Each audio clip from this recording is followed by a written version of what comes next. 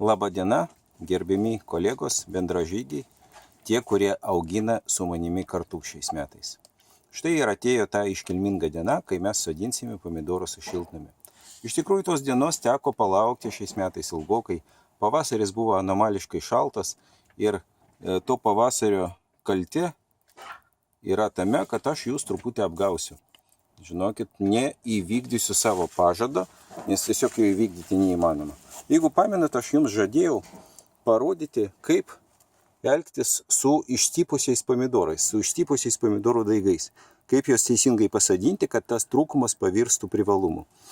Deja, tokios galimybės neturiu, daigai ne tai, kad neperauga man šiais metais, bet daigai yra pakankamai maži, pakankamai žemi.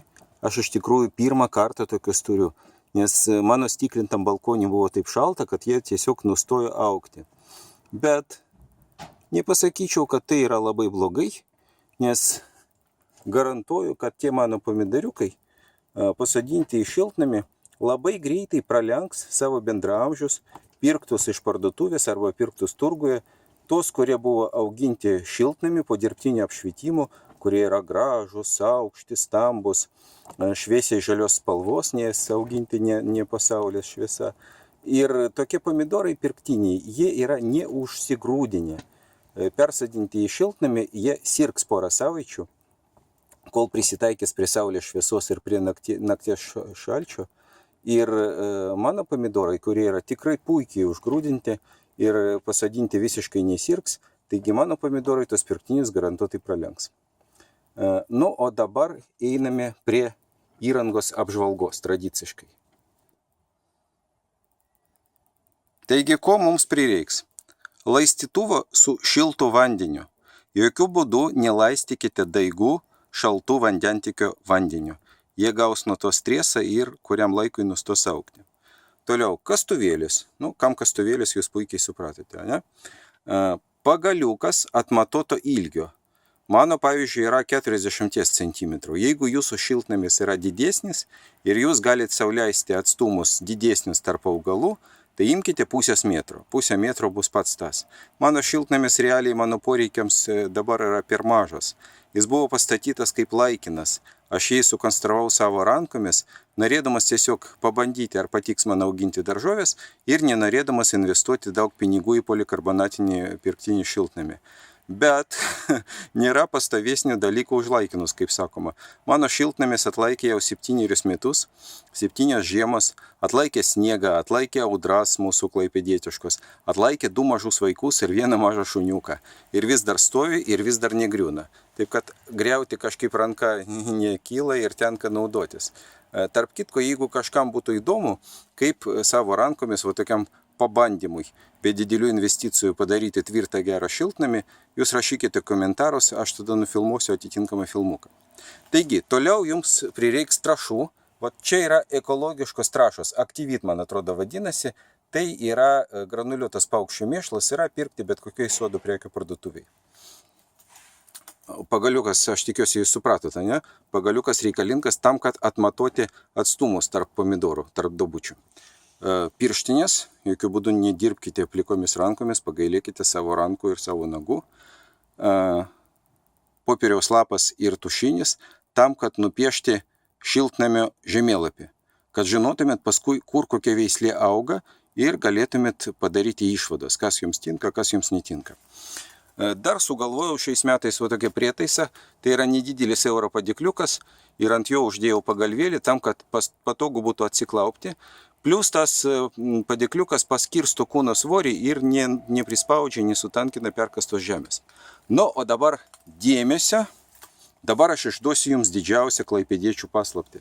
Tai yra grinai mūsų krašto metodas, kuris leidžia užauginti gražius pomidorus. Ir ta paslaptis yra strimelės. Į kiekvieną dobutę, po kiekvienu augalu mes dedame strimelę. Strimelė atstoja fosforo trąšas. Įdėjus tą žuvytę, augalui neprireiks superfosfato.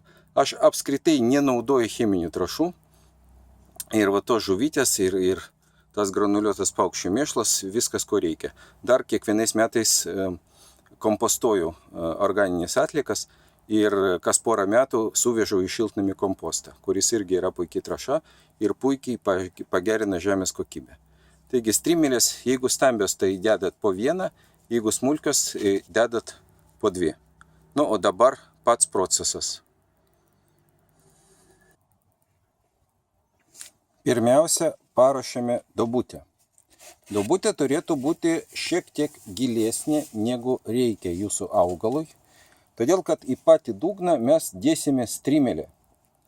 Strimelės rankomis geriau neimti, nes pirštinės smirdės. Paimam gražiai su kastuvėliu, įmetam ir užpilam truputį žemės. Esmė yra tokia, kad augalas pačioj pradžioj, kol žuvis nesuirs, neturėtų šaknimis liestis jos, nes gali šaknis nudegti. Toliau užpylę žuvytę žemėmis, ant viršaus dedame truputį trąšų, kažkur degtukų dėžutę. Ir vėl užpilame žemę. Toliau imame patį pomidorą. Pomidoras turi būti palaistytas, tam, kad žemė nenutrupėtų nuo šaknų. Jeigu nutrupės, jeigu nepavyks gražiai išimti, neišsigaskit, pomidorai iš tikrųjų yra labai atsparus augalai ir nieko jie nebijo. Va, matot, kaip gražiai pavyko ištraukti. Ir su viso šito žemės gumuliuku mes dedame jį į duobutę, taip, kad būtų žemės lygis maksimum iki pirmo lapelio. Ir su rankomis, tiksliau su pirštinėmis, gražiai užkasame, formuodami aplinkui griovelį, kuris bus reikalingas laistymui, kad vanduo nepabėgtų. Štai ir viskas. Toliau, jeigu užklups šalnos, aš pomidorus ant nakties uždengsiu agro plėvelę, tiesiog ant jų užmesiu. Dar vienas būdas apsaugoti augalus nuo šalnų, tai ant nakties padėti į šiltnamį porą didelių kapų žvakių, kurios dega visą naktį. Tai irgi leis šiltnamį išlaikyti pliusinį temperatūrą. Iš principo ir viskas. Nykštį į viršų, jeigu patiko, spauskite like. Prenumeruokite kanalą tam, kad nepraleisti sekančio filmuko, o sekantis filmukas bus apie paprikų sodinimą. Jisai bus labai greitai, arba šiandien, arba rytoj, nes dabar pats laikas skubėti ir viską susodinti.